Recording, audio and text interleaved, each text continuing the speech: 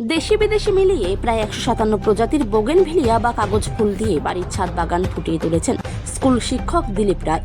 শহরবাসী ফুলের বাড়ি নামেই চেনেন তার বাড়ি। ছোটবেলা থেকে ফুলের বাগান করার শখ দিলীপবাবুর।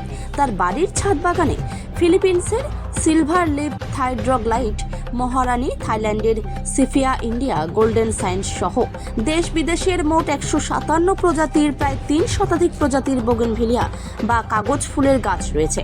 দিলীপ রায় বলেন, বোগেনভিলিয়া বা কাগজ ফুলের বাগান করতে শ্রম কম দিতে হয়, পরিচর্যাও সেভাবে করতে হয় না।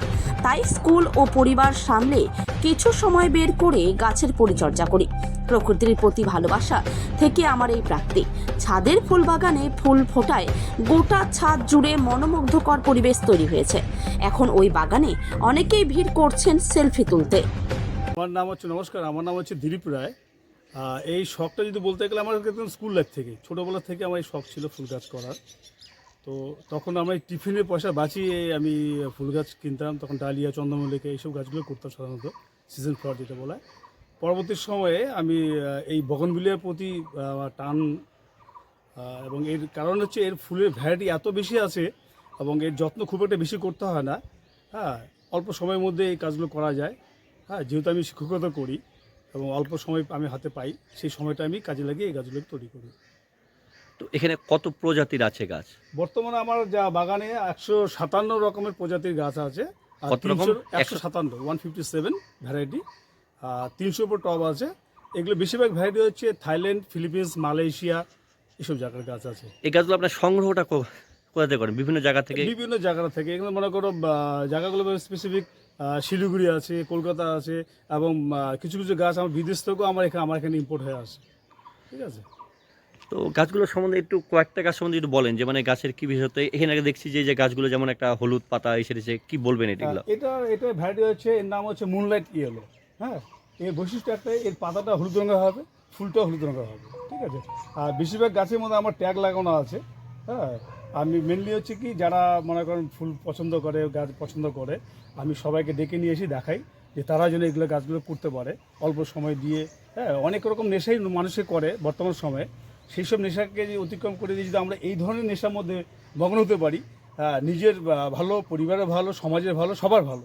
এই কারণে এই উদ্দেশ্যে আমার এই গাছগুলোকে করা। এই যে পরিচর্যা, আপনি মানে কতক্ষণ এতে সময় দেন? এই যে আপনি তো শিক্ষকতাও করেন, তার সঙ্গে এই পরিচর্যা কতটুকু সময় পান এখানে এই সময়টা দিতে, এই গাছগুলো এত সুন্দর বাগান মানে ইসে হচ্ছে ছাদ বাগানে? মেনলি হচ্ছে কী বলুন তো, যদি আমার ইচ্ছে থাকে বাগান করার শখটা এমন একটা শখ, যে শখটা কিন্তু দেখে মানুষ করতে পারে, কিন্তু তার নিজস্ব তাগিদ থাকতে হবে। কারণ কি, আমি আমার স্কুলে শিক্ষকতা কাজ করে আমি সকালবেলায় স্কুলের জন্য রেডি হতে হয়। স্কুল থেকে এসে তারপরে আমি যে সময়টা পাই, সেটা আমি বেশিরভাগ সময় আমি আমার বাগানের মধ্যে দিই। এবং এর মধ্যে যে শান্তি যেটা আমি পাই, এটা অন্য কোনো নেশার মধ্যে পাওয়া যাবে না, এটু বলতে পারি। তাছাড়া আমার বাড়ির মেম্বার যে আছে, আমার ছেলে আছে, আমার মিসেস আছে, তাছাড়া আমার বন্ধু আছে দীপঙ্কর শাহ, তারাও আমাকে সাহায্য করে। যখন যেখানে ভালো গাছ পায়, তারা আমার জন্য গাছ নিয়ে আসে। এমনি মানে পরিবারের লোকরা এতে কতটা আপনাকে সহযোগিতা করে এই বাগান তৈরির ক্ষেত্রে? সহযোগিতা করে, আবার কিছু গল্প থাকে এর মধ্যে, অনেক কিছু, এত কেন এখানে সব পরিশ্রম দিচ্ছি। বন্ধু আমার যে বলুন দীপঙ্কর, সেও আমাকে সাহায্য করে, বিভিন্ন সময় গাছ নিয়ে আসে। ছেলে আছে, আমার মিসেস আছে, তারাও আমাকে সাহায্য করে। কিন্তু সব কিছুর মধ্যে একটা প্রাপ্তি, সবাই যখন আসে ভালো বলে, এটা একটা বড় প্রাপ্তি। অবশ্যই মনের শান্তি আমি যার জন্য আমি যখন ফুল হয়ে যায়, যখন এই যে এখন চলছে, এটা একটা সেকেন্ড ফ্লাশ চলছে। আমার প্রথম ফ্লাশ হয় দুর্গাপুজোর সময়, তারপরে এর সেকেন্ড ফ্লাশ, আবার থার্ড ফ্লাশ আসবে। তো এই আমি যখনই ফুল ফুটে যায়, আমি সবাইকে ডেকে নিয়ে এসে দেখাই।